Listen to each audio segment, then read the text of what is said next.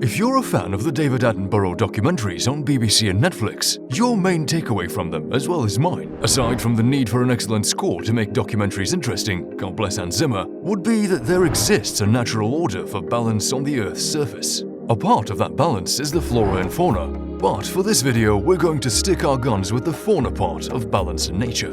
For years, excessive pollution, deforestation, and worst of all, poaching, have endangered several species to the extent of extinction. We've lost the famous dodo birds, the Tasmanian Tigers, Greta Auk, and even all the male Northern White Rhinos. So today, we're going to talk about some of the most endangered animals on the planet, in hopes that by creating even more awareness, we can help save some of these innocent creatures.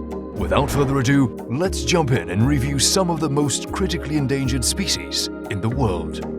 Pinta Island Tortoise. In Ecuador reside the Pinta Island subspecies of giant tortoises, more specifically in the Galapagos Islands. The Pinta Island tortoise has had its fair share of bad luck, especially because they were frequently kept on ships for food, and then the remains would be dumped.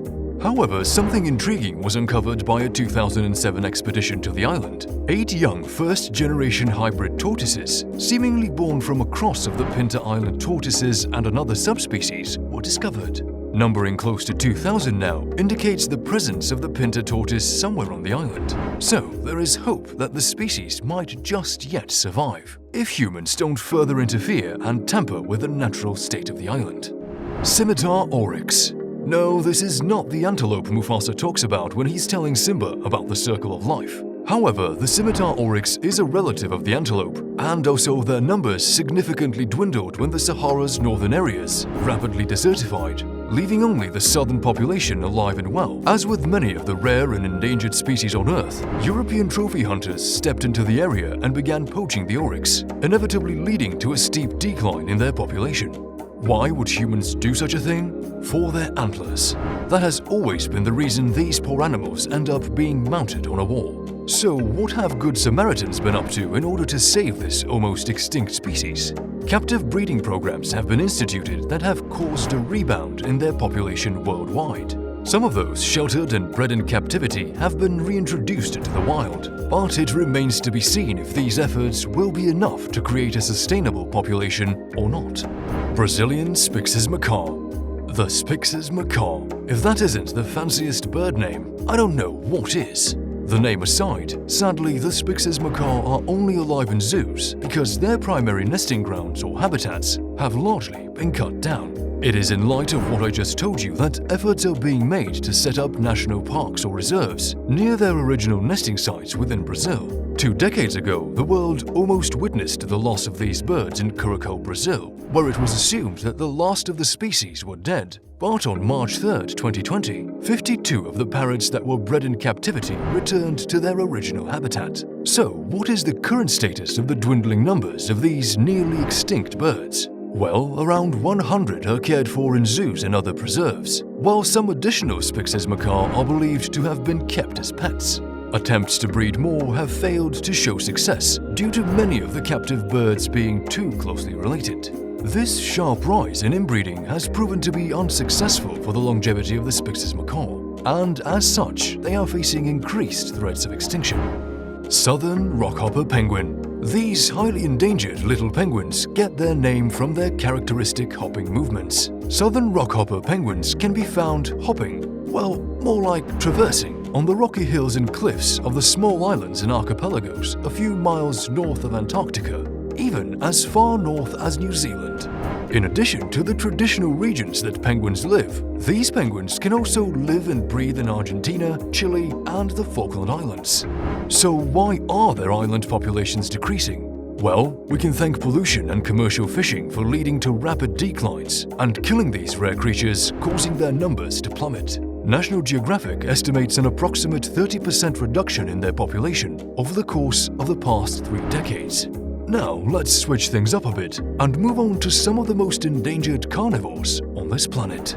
Amur leopard. Originally found and native to Russia and China, the Amur leopard population is barely at a stable level. In a decade, their population rose to just around 100 from a mere 24 wild leopards. However, with a slight increase in their numbers comes an increased opportunity for poaching, deforestation, inbreeding, and industrial encroachment. Hence, to save their dwindling numbers, programs have been instituted to breed them in captivity, in spite of the fact that introducing a predator raised in captivity back into the wild presents its own challenges. Snow leopard. Pretty much like the Tai Long in Kung Fu Panda, these big cats can withstand the harshest of cold climates, especially in the Himalayan range of mountains.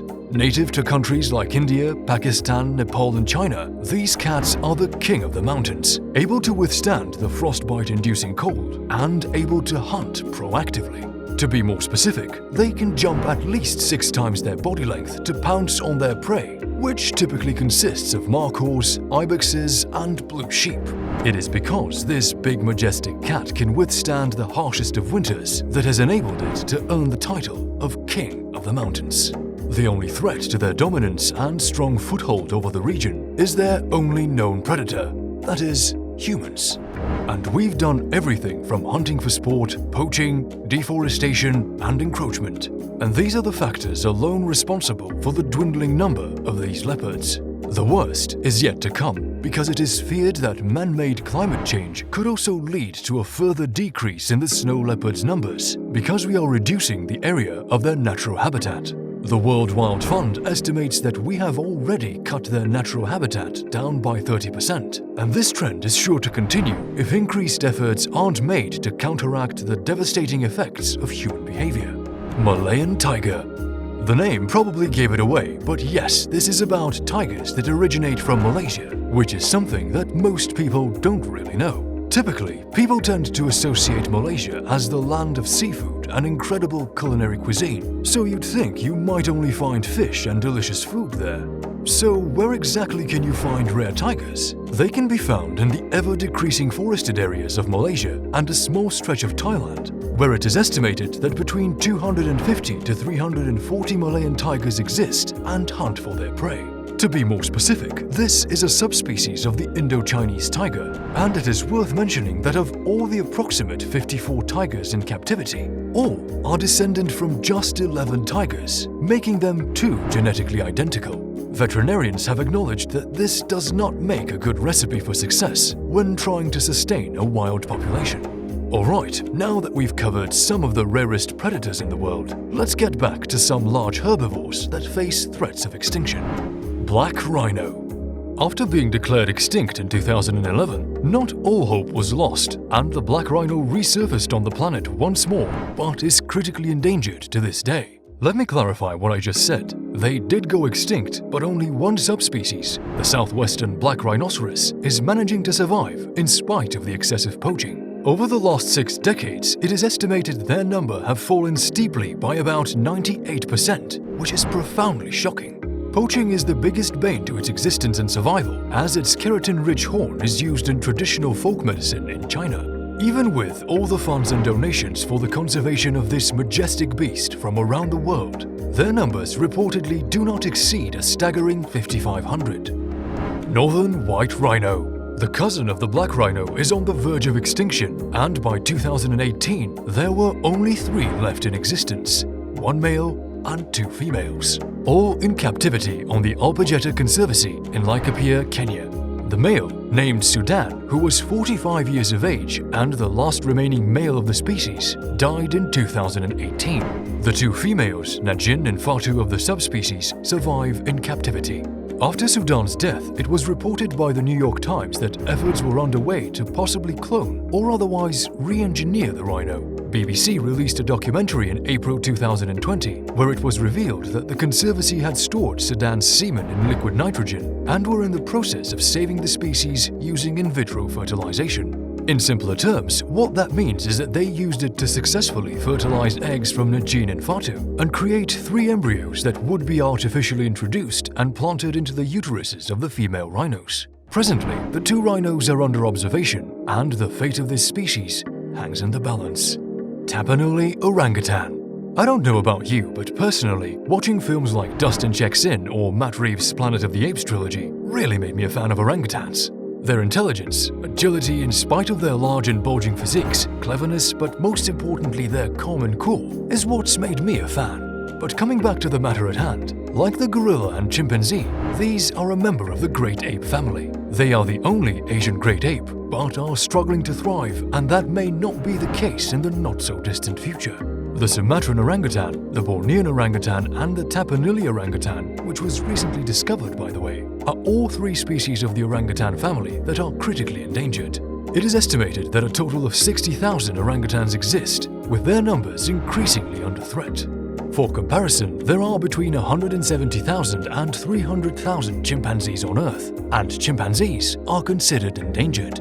The Tapanuli orangutan in particular is the most endangered of the three, with only about 800 known in total. The Sumatran orangutan, it is estimated, has close to 6,000 in number, while the Bornean, which is more closely related to the Tapanuli, has approximately 54,000, which sadly seems like a lot in comparison. Folks, it breaks my heart even talking about these poor creatures. Just because they can't talk or walk like us doesn't mean they should be deprived of their lives as we celebrate some atrocious sport where killing an innocent, majestic animal somehow adds to one's prestige. We need to be the voice for these voiceless animals. We need to save these species because the future of our planet is at stake. Spread awareness, donate to causes, and try to save these species because at this rate, no one else will. We hope you enjoyed today's video and learned something along the way. Please remember to subscribe and like the video so you never miss an update from us.